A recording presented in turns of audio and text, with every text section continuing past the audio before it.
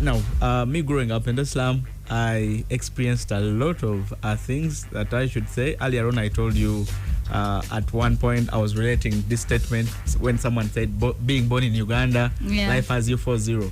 But I think being born in the slum already, life might be having you 10-0 because of the life experiences that I went through, and these are really affecting me right now.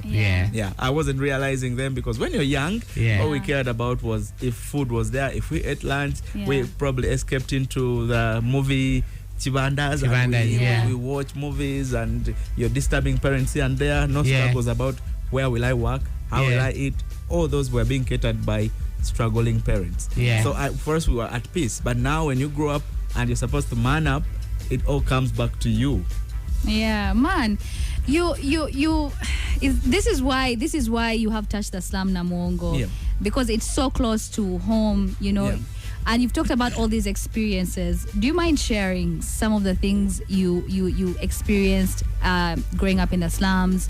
Some of the things you might have seen that you feel like no other kids, you know. That Can I rephrase that question for Lamu? Rephrase it. Lamu is a person who grew up with a silver spoon, and she's now trying to understand. Did you grow up in a slum? Yes or no? Denzel, did you grow up this is not a competition. No? I did not grow up in a slum. Thank you. That's but I grew so up. now you're trying to understand. There's nothing wrong with that. You're trying to understand what it's like growing up in a slum. Yes. Just to make you understand what it means by growing up in the slum, I personally was raised by my mom most of the times because they had sort of a misunderstanding with my dad while we were young, and my dad had to walk away.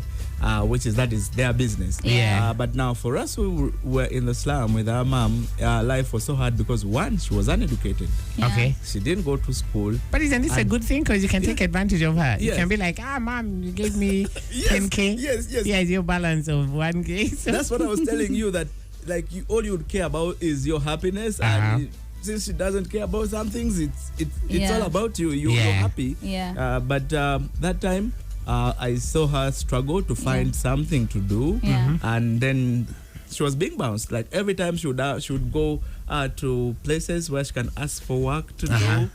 The only type of jobs they would give her maybe cleaning. They were casual, not like permanent. So if she earns a 10K here, maybe a 5K there, then she has to feed us. But for us, we are happy because even during Christmas times, she would get a little of her savings and then buy us clothes, but she wouldn't buy for herself. And for us, we were happy, but I'm just starting to realize those things now. Later on, And also, school was trouble because she couldn't afford school fees, so we were all at home until we had community places that came through that would gather all kids around, and then we play all day, learn ABCD here and there, until I got chanced by tourists that were coming through the slum. They were from the British Airways, I think. They came visiting, and then they landed on this particular center that was called the Ray of Hope in the slum. And they took me up for a scholarship, sent me through a semi-government UPE school. And then, of course, I went through primary and then secondary, but all this through sponsorship. Now, I have kids I've been playing with during my childhood who did not get the same opportunity. And every holiday, I would go back to the slum, and you find that their lives are becoming worse. Their lives are becoming so bad. They're either in drug addictions or the girls are pregnant. And sometimes we'd ask, in the slum, you know, Luganda is so much like Katio yaliwo alibichi, and someone will tell you, man, I'm very bazanya gwansimbi, things like that. So, and you find out like many girls, the easiest way to do to make money would be going to the nearest places like Kabalagala to do that sort of sex work, because that would bring so much money on the table. And for the boys, of course, if you don't work on a site, you would have to probably go do some bit of cleaning in Bugolobi. You used to go to Bugolobi. I know my boys who are listening know what it means to go to Bugolobi to clean, and then after cleaning they give you bread, they give you 1K, they give you 2K, and that's how they survive. But remember, this is daily bread. You don't have a skill, you don't have any form of education for you. Yes. Wow. So that would make life a bit complicated for all of us. Man. You see, Lamu is shocked. I'm not shocked. I'm just so happy that you've made it this far, man. Like, I'm so happy for you, and I'm so happy because I know you do a lot of work. Yeah. I have checked out your organization and everything that you do. Everything that you're saying, you say you saw this in your community. You guys lacked skills. Your own mom lacked skills. You are struggling to find what to do. That's why you're trying to provide these skills for young people so they don't have to go through that. I would want to know, although, about is there like some sort of stigma when it comes to looking for work? If people know that you're from the slum, is there what's Wow. Yeah. Wow. Now, anyone, if you ever get to talk to, I think I have a friend who usually comes here to, is always alongside DJ Ali Breezy. Yeah. Storm is always here, and I guess he's listening now. Yeah. He would tell you, someone might say, I'm just saying this, but several places I have applied. I've applied for jobs during my vacation. Senior for VAC, I applied, and there's one supervisor who looked at us with my senior for, and then we had other kids from other places that had also applied without even papers. And then they told us, you'll come back. So the next time I go, and they told us, okay, so bring LC letters. So when we went back and brought LC letters, this guy read and was like, so Ovana Mwongo, now you guys, shall we manage you? Only that statement. Yeah. Only that statement made me feel like I can't work here. Yeah. So anyway, because I needed the money, I decided to stick on. But even when they called out the names, most of us were like 3 from Namuongo who had the same LC letter, kind of headed paper. Yes. We did not go through, and this was a big threat. And then one of the girls. Conversation with Ronald, who joins us today here on the show. He happens to be our man crush of the day, joining us from Touch the Slum Foundation, and we're talking about his work in society. So you mentioned earlier on about helping younger people back in the Namuongo area. Have you thought about, for starters, expanding past that area?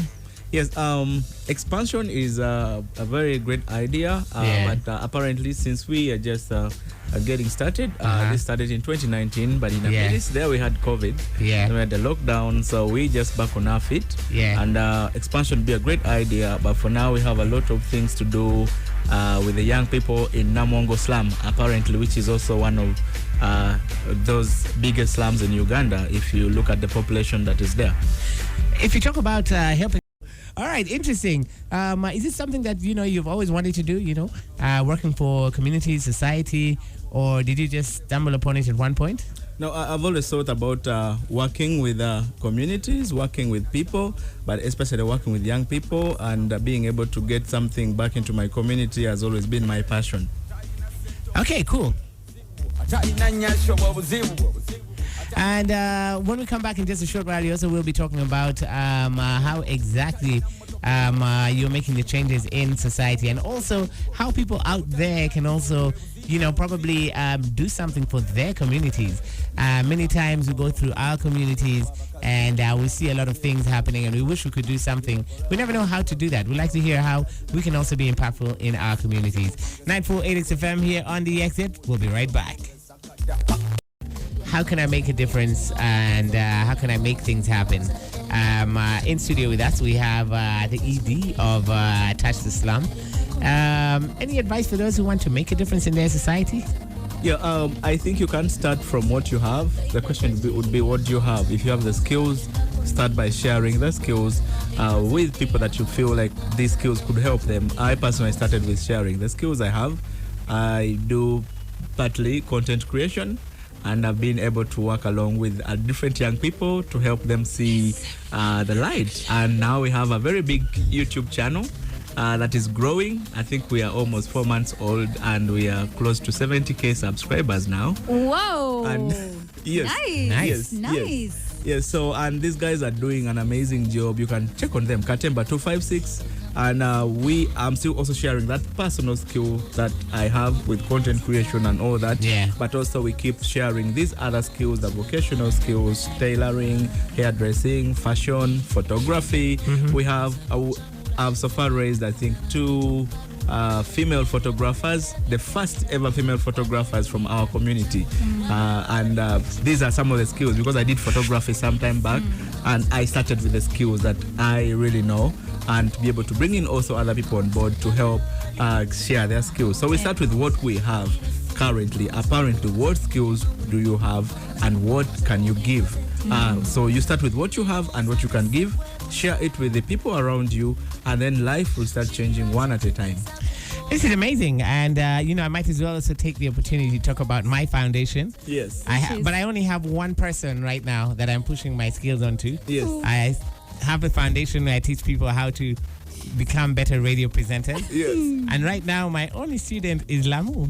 Oh, Lamu. It's good to have your student in studio. Every day here, I teach her. I'm imparting skills. I'm not gonna deny that one. Denzel has been a good teacher. So thank you. Thank School you, fees, Denzel. Eliwa?